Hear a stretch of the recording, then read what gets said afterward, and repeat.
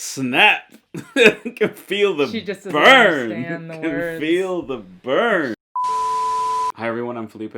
And I'm Lillian. And we are the Postmodern family. We are Americans living in the UK reacting to Great Britain. We make 5 new reactions a week, so subscribe now. Today we're going to react to Jordan Peterson answering a question about pseudo-moralistic stances on Australian Q&A.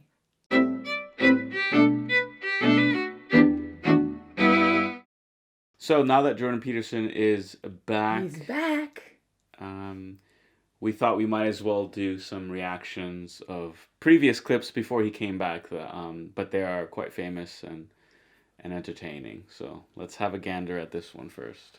I want to know, what is your answer to young people for some of the really big problems facing humanity, like the the climate catastrophe, like economic crisis, like the precarious job market? Because they just don't, like, you talk all this much about individual responsibility. Most of us are never going to be able to afford to have all of these assets to have responsibility over. So what is your advice beyond banal comments like clean your room?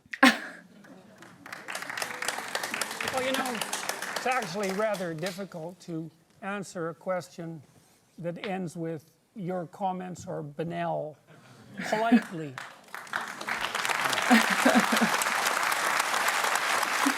So, you know, I would consider that more of an opinionated personal and political statement than actually a question. So why don't you try reformulating that so that there's an actual question there? What is your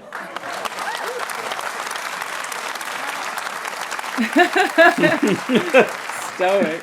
So what is your advice to young people when you talk about you need to be individually responsible, but when there are things that are so far out of our control, like climate catastrophe, like the precarious job economy, repeating the same thing. economic As far out of crisis, your control as you think. what is your answer to Do you think people that who you're are worse facing off these than questions? you think that you're worse off than your grandparents? I think there are different challenges. Do you think you're worse off than your grandparents? I think that Jordan, once again, we're not going to cross-examine our questioners. So try answering the question about collective responsibility on climate change, for example. Pick one part of that, because the argument, I think, is that individual responsibility does not change the climate, does not fix the problem. Is that a man or a woman there? Yeah, that's a trans accent. So I think that's the core of the question. Do you have a theory? That's an about it? alphabet. Well, fundamentally, I'm a psychologist, and my experience has been that people can do a tremendous amount of good for themselves and for the people who are immediately around them by looking to their own inadequacies and their own flaws and the things that they're not doing in their lives and starting to build themselves up as more powerful individuals. And if they're capable of doing that, then they're capable of expanding their career. And if they're capable of expanding their career and their competence, then they're capable of taking their place in the community as effective leaders. And then they're capable of making wise decisions instead of unwise decisions when it comes to making collective political decisions. I'm not suggesting in the least, and have never suggested, that there's no domain for social action. I'm suggesting that people who don't have their own houses in order should be very careful before they go about reorganizing the world, which happens in many ways. She thinks he started the issue, or she doesn't understand him. If a young person believes that the climate, the global warming problem on the climate is something that needs to be tackled quickly, and they can't wait until they grow up and become prime ministers to do it, do you think collective responsibility overrides individual responsibility in a huge issue like that? No. Oh, bam. I don't. I think generally people have things that are more within their personal purview that are more difficult to deal with and that they're avoiding, and that generally the way they avoid them is by adopting pseudo-moralistic stances on large-scale social issues so that they look good to their friends and their neighbors. That's what it looks like. Snap! I can feel the She just doesn't burn. understand the I can words. feel the burn. She doesn't process. Man. So that woman was basically like, how dare you challenge me? and everyone in my age bracket to take personal responsibility when other people Have caused have this caused issue problems in this world. and things that individuals can't fix. Yeah. That's what she was saying. Yeah. So she Yeah. thinks So that I have these problems that I can't fix. So they're not my responsibility. I can't be Okay. held accountable for them. That I won't have property like my father and mother did. Like I won't have a good paying job like my mother and father did. You know? So you can't say take responsibility when I haven't accountability for my life when I've been dealt a bad hand. Yeah. I think It's she's out of my basically control. saying that she was dealt a bad hand. Yeah. Her whole generation, clearly. Yeah. Because the world is coming to an end in the next 10 years. And there's nothing Yeah. she personally can do to stop it. Yeah. So I think he makes perfect sense to me, but I guess I could see how she does not comprehend his answer. It seems like she did not understand. She didn't think he addressed her question, I think. But clearly I do believe that changing the society around you, having an effect on the society, starts with yourself. It doesn't start with other people. Yeah. You know, if you, like he said, if you learn to be disciplined and competent in the things of your life, then you can, and you may be given more responsibility, and those things can grow into societal effect. But yeah, the host or the moderator was saying, but what if, you don't have that much time to make sure that a whole generation of young people to take personal responsibility for their lives so that when they're in positions of power, they can save the world.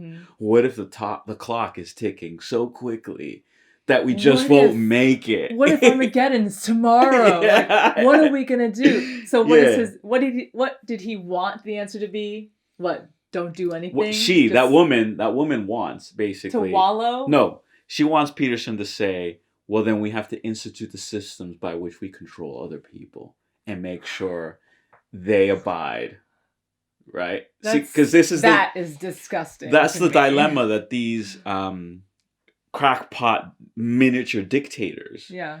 That's the dilemma they feel in their hearts, is that they see these problems out in the world and they want to solve them by force. Right. They can't imagine solving it any other way. Yeah, and they can't imagine that they have their own problems that need solving. You see, to them it's an emergency. It's like the speck in your brother's eye when you have a plank in yours. Yeah. So they're saying, there's no time for me to take out the plank out of mine. I have to save the world. See? Yeah.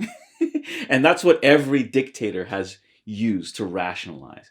We don't have time. People actually believe that. People like her. There are people like her who actually believe that. And see what's happening. What's ironic, to connect it to COVID, is we don't have time to let the virus spread and build herd immunity, right? People are dying. It's an emergency. So we have to stop people from going around freely. We have to stop people from showing their faces in public. Yeah. You see? And they don't have time to prove how dangerous it is to us. So they're going to just tell us, well, just in case. Our models. Our models, our projections. According to our projections, we've saved 200 million lives or something, because of social 2 billion distancing lives and in the UK have been lockdown. saved. What's crazy is, did you know that the WHO, the WHO, redefined the definition of herd immunity? So they had one definition, which was the normal definition, which other people will define herd immunity as. What's that definition? The definition of herd immunity is where you've built up enough immunity among the population, like 80% or something, so that it will protect and fight off the virus from spreading and without specifying the means by which that 80% immunity was achieved. Exactly. Right? It's just the fact of achieving 80% immunity. It didn't say the percentage, but it was saying that the majority, okay. and then that will then protect the vulnerable people who don't have good immunity. And so they redefined it to say that the only way to achieve that majority immunity was through vaccination. And we'll post the clip right there. You'll see it on the screen, so you can see the side by side and how they changed the definition. Yeah. And so yeah, you can just replace climate change with COVID crisis in this woman's question. Right. What if people are not doing what they should be doing, are not social distancing, are not wearing face masks? Yeah, so she would say then the government needs to step in. That's right. And enforce the social distancing, lockdown, etc. That's right. So, for example, she might be, if she was in America, before the canceling of student debt, they think that the government should be doing that in America. What are the issues are right now that basically a person that wants to take doesn't want to take accountability for their life. Basically, they're overwhelmed by the problems the world has imposed upon them, and they think there's no way I'll make any headway in life by just focusing on my personal responsibilities. Yeah. And another interesting thing is like the BLM movement and how they were saying that they want to defund the police and like that's the way to end injustice. But when you think about it, it is a personal thing.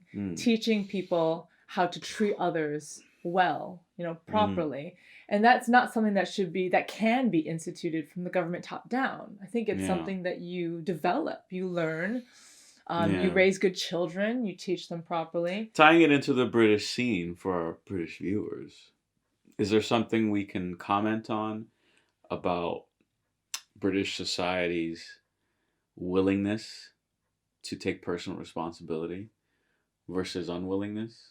Is there something that we've could probably observationally comment on? UK versus US?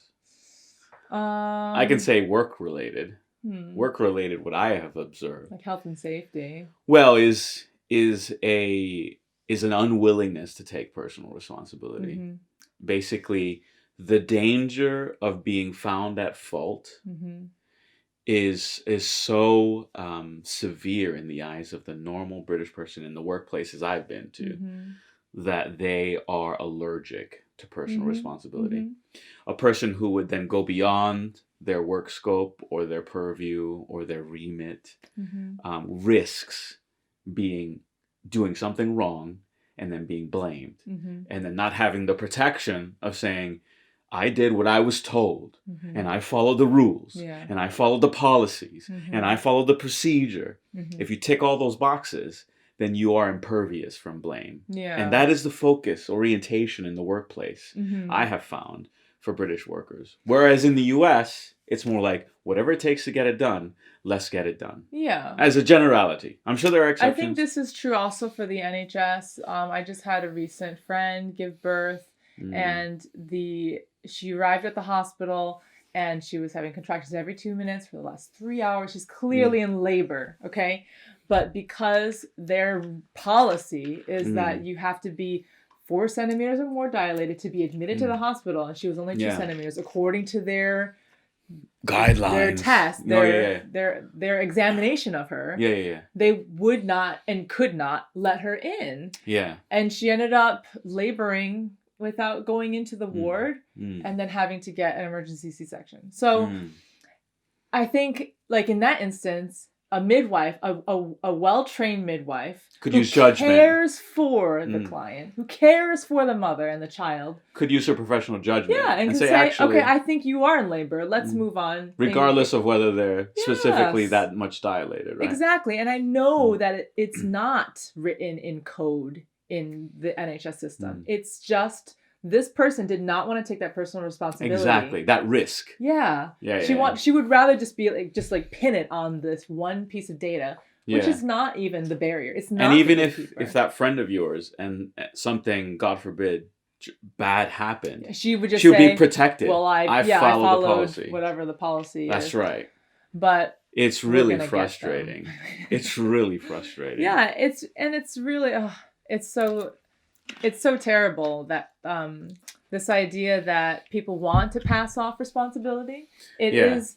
I think it's worse now than it has been in the past. I don't know if that's true of all time, but I feel like when I was younger, let's say the school system, if you did poorly as a student, it was your fault. Like it was never, you would never blame the teacher and say, well, you didn't teach me this properly, you know? And then your parents wouldn't come in and back you. No. And whereas these days, I think parents are more willing to blame it on the teacher, blame it on the school, instead of buckling down and taking responsibility for their lack of, I don't know, effort. There you have it. Don't hate us in the comments. Thanks so much for watching this episode. We hope you enjoyed it. We hope you enjoyed the nice break from comedy. Some of you enjoy this sort of stuff, some of you don't. But hey, we like to provide you a diverse course of nutrients for your diet of consumption. And be sure to leave a comment below, especially if you have some suggestions for us on what you would like to see more of in the year 2021 from the Postmodern family. Thanks for watching. Bye. See ya.